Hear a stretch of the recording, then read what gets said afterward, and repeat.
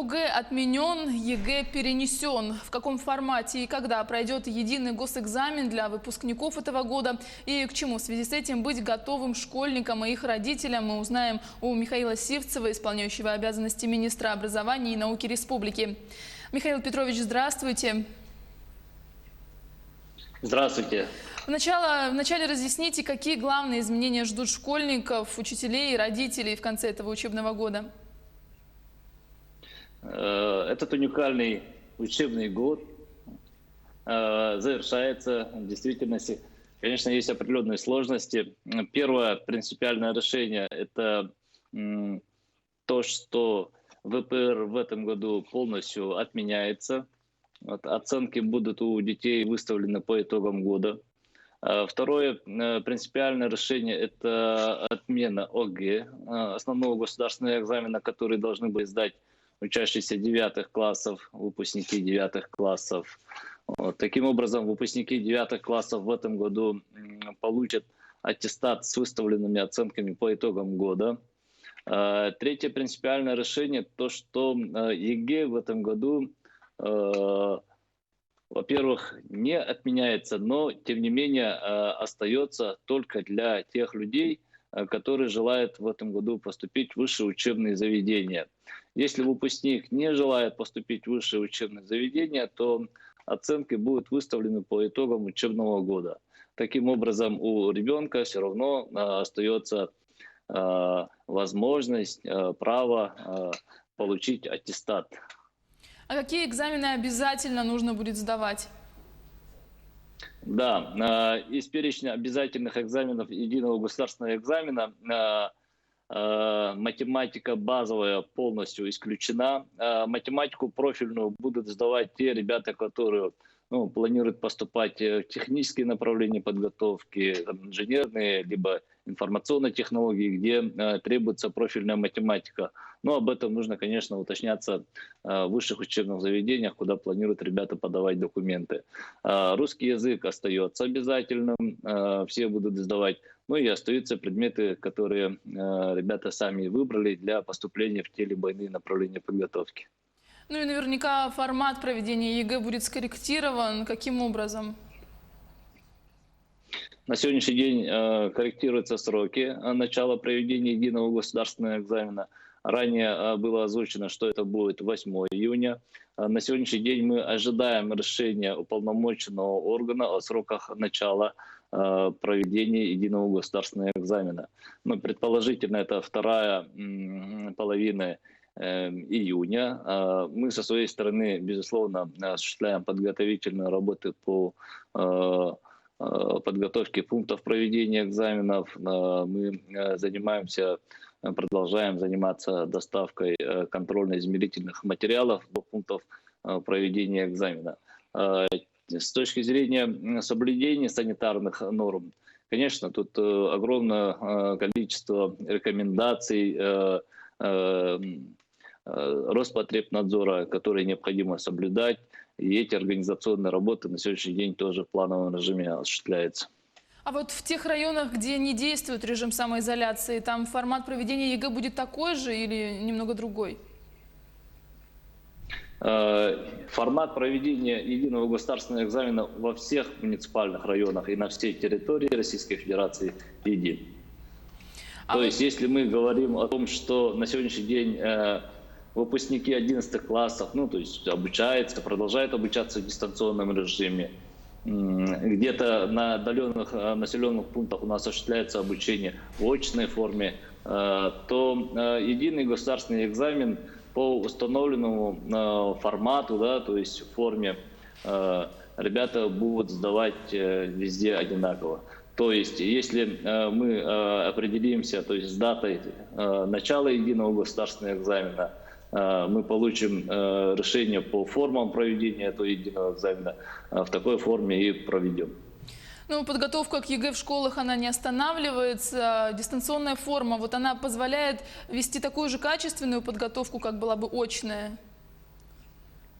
С точки зрения вообще подготовки, с точки зрения социализации человека, конечно, дистанционная форма – это не тот формат нам необходимый ментальный контакт отсутствует при дистанционной работе.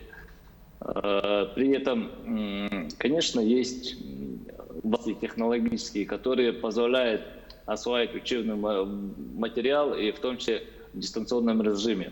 Конечно, мы не говорим о том, что на сегодняшний день качество не ухудшилось. У ребят были по учебному плану и другие предметы. Мы сейчас говорим о том, что необходимо принять дополнительные меры по подготовке выпускников к этим экзаменам, потому что это серьезное мероприятие, которое определяет и дальнейшее развитие человека. Мы принимаем решение не о том, чтобы ребята не остановились после завершения учебного года, продолжили подготовку к единому государственному экзамену. Об этом мы все время говорим управлением образования республики, ну и при возможности директорам школ. Ну, понятно, что отмена и перенос экзаменов – это вынужденная мера, но как она в целом скажется на системе образования?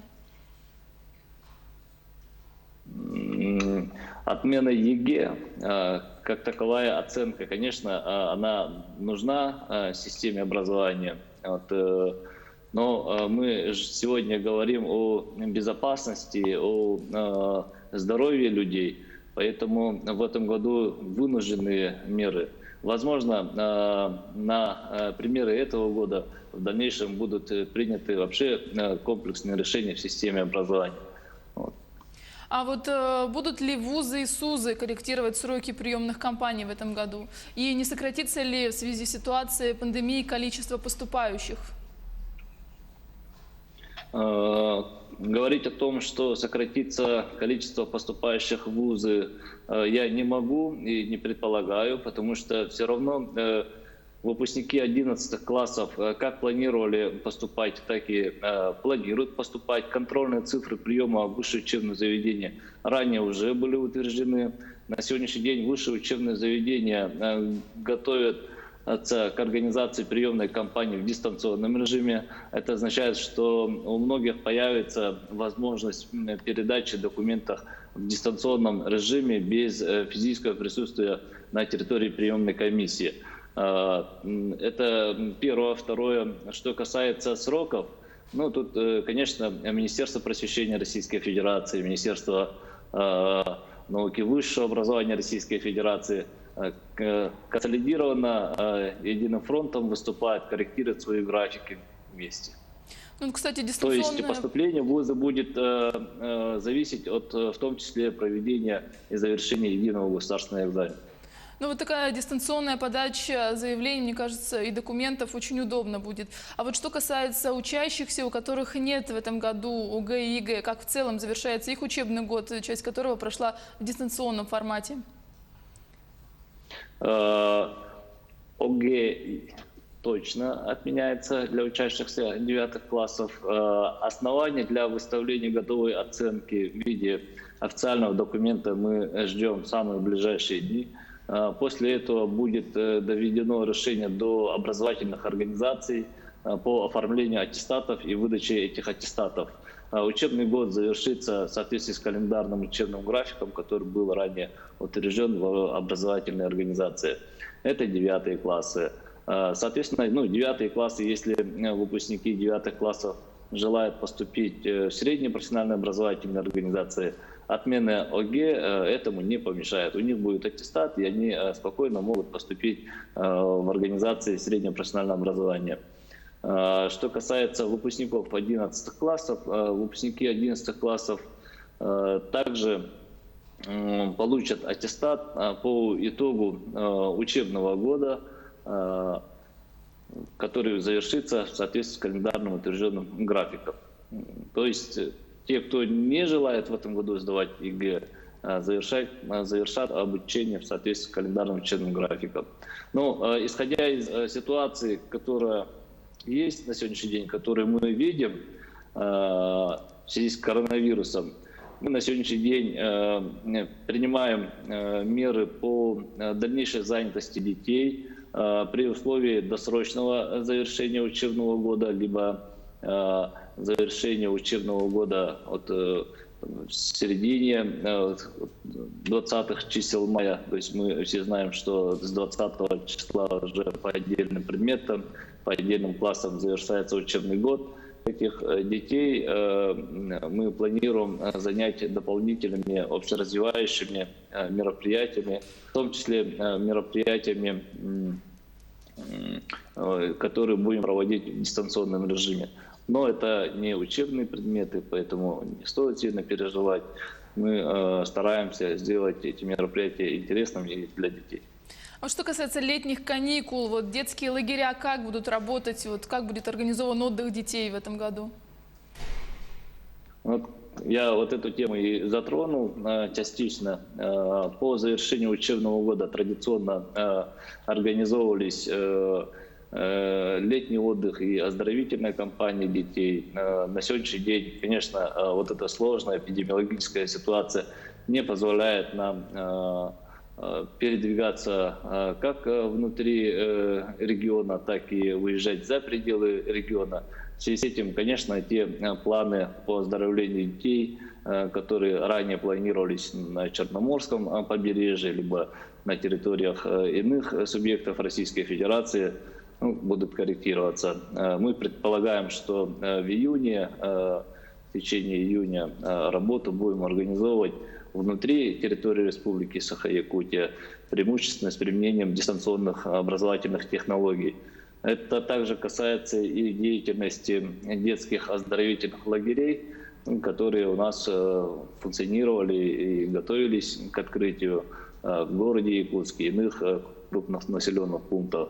Очный формат организации работы в этих лагерях в конце мая, в июне пока не предполагается. Предполагается очный формат оздоровления детей без выезда либо без перемещения из населенного пункта в другой населенный пункт, в тех населенных пунктах труднодоступных, которые на сегодняшний день отражены в указе главы Республики Саха-Якутия. В этих населенных пунктах мы небольшими группами с соблюдением всех мер безопасности планируем все-таки организовать в очном режиме оздоровительную кампанию и летний отдых детей. Михаил Петрович, и в завершении нашего интервью вы можете передать ваши пожелания и советы выпускникам школ. Во-первых, я прошу выпускников этого года 11 классов сильно не беспокоиться. Вы спокойные должны быть, потому что вы все-таки 11 лет не зря потратили. У вас достаточные знания для того, чтобы сдать этот экзамен. Осталось немного времени. Уделите больше внимания на освоение материала, на повторение материала. Обращаясь к родителям, родители, вы помогите своим детям с точки зрения психологической поддержки. Пожалуйста, не нагнетайте остановку. Сегодня такая реальность, такая неопределенность. Живем в такое время, которое нам диктует новые условия, порядок. Поэтому, конечно, мы когда-то вернемся в прежний режим. Когда мы в прежний режим вернемся, мы обязательно встретимся, обнимемся и пожелаем друг другу удачи. И в завершение хочу попросить родителей оказать нам тоже максимальное содействие в организации занятости детей, потому что выход на улицу означает, что мы сами себе создаем небезопасные условия для здоровья наших детей, здоровья населения нашей республики. Спасибо большое. Напомню, мы говорили об отмене ОГЭ и переносе ЕГЭ. Оставайтесь с нами.